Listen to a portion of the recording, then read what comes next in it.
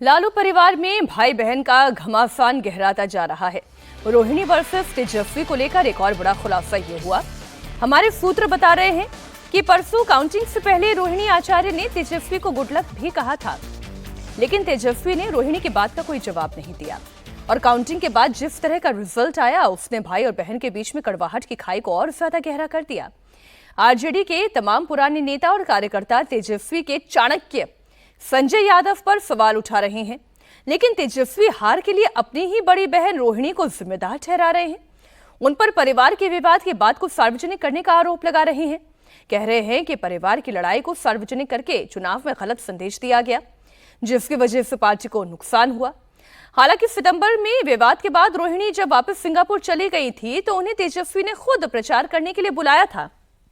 रोहिणी आचार्य छपरा की अलग अलग सीटों पर भी जाकर चुनाव प्रचार करना चाहती थी, लेकिन तेजस्वी ने उन्हें इस बात की भी इजाजत नहीं दी।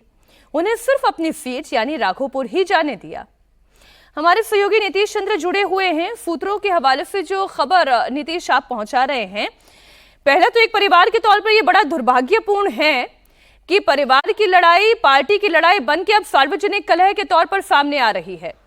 रोहिणी आचार्य की नाराजगी कहां से शुरू हुई और कैसे ये कहानी शुरू हुई? देखिए, रोहिणी की नाराजगी पिछले कई समय समय पर आपको दिखी भी होगी। आपको याद होगा विधानसभा चुनाव के ठीक पहले, उसकी घोषणा के ठीक पहले तेजस्वी यादव जिस रथ पे सवार होकर घूम रहे थे, उस रथ पर संजय यादव आगे की सीट पर, जहां लालू यादव बैठा करते थे बहुत पहले, जब वो तस्वीर पोस्ट हुई सामने आई तो उसके बाद रोहिणी ने संजय यादव पर सवाल खड़े किए और उसके बाद उनकी नाराजगी सामने आई। उस समय वो खुद बयान तो नहीं दे रही थी, लेकिन वो सोशल मीडिया के जरिए अपनी बातें खुलकर रख रही थी। उसके बाद वो सिंगापुर चली गई। रोहिणी का कहना है कि खुद उनको तेजस्वी ने बुलाया, राघोपुर में उनके प्रचार की आवश्यकता थी, क्योंकि माई बहन योजना को लेकर उनके क्षेत्र में इस तरह की बातें कही जा रही थी कि जब आपके अपने घर में जो माँ बहन की इज्जत नहीं है तो फिर ऐसी स्थिति में इस योजना का क्या मतलब। कुछ इस तरह की बातें हो रही थी और परिवार को ऐसा लगा कि राघोपुर में रोहिणी का प्रचार करना बेहतर होगा, तो इसलिए उनको बुलाया गया। और यदि इससे और पीछे जाएं तो करीब 1.5 साल पहले ही जो है रोहिणी ने जब किडनी डोनेट किया था, उसके बाद रोहिणी के करीबी सूत्रों का कहना है कि खुद तेजस्वी यादव ने ऑफर दिया था चुनाव लड़ने का, और उस पर रोहिणी ने यह कहा था कि वो लालू जी कहेंगे उसके बाद ही इसके लिए सहमति देगी। फिर लालू जी ने भी ये कहा कि हाँ चुनाव लड़ो। रोहिणी पाटलिपुत्र से चुनाव लड़ना चाहती थी, छपरा का ऑफर किया गया था, लेकिन मीसा भारती इसके लिए तैयार नहीं थी और इसके बाद आखिरकार रोहिणी मान गई और छपरा का चुनाव लड़ी।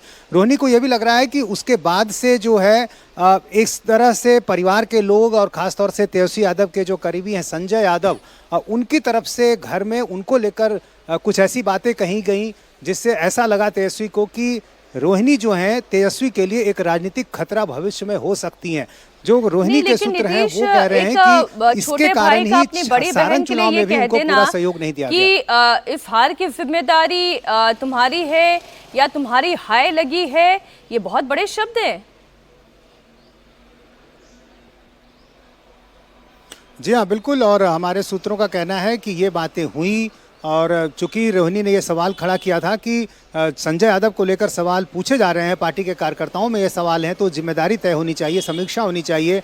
और इस बात को लेकर ही जब बातचीत हो रही थी तो बहस में ये तब्दील हो गई और फिर तेजस्वी यादव इस बात में काफ़ी गुस्से में आ गए और उन्होंने कहा कि तुम्हारी वजह से यह हार हुई है। परिवार में के जो अंदरूनी बातें थी उसको आपने सार्वजनिक किया, उससे गलत संदेश गया।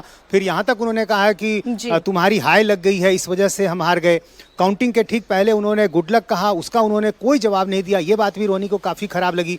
तो लगातार जिस तरह की बातें हुई उसके बाद तेजस्वी यादव काफ़ी नाराज हुए और उसके बाद उन्होंने चप्पल भी फेंका। और हमारे सूत्रों का कहना है कि वहाँ कुछ ऐसे शब्द भी उन्होंने कहे जो रोहिणी को काफ़ी खराब लगी। उसके बाद उनके आंखों में आंसू आए और वो एयरपोर्ट गई और फिर एयरपोर्ट जाकर उन्होंने मीडिया से जो कुछ कहा वो सबके सामने। पब्लिक डोमेन में है ही। बहुत शुक्रिया नीतीश आपका इस पूरी जानकारी के लिए।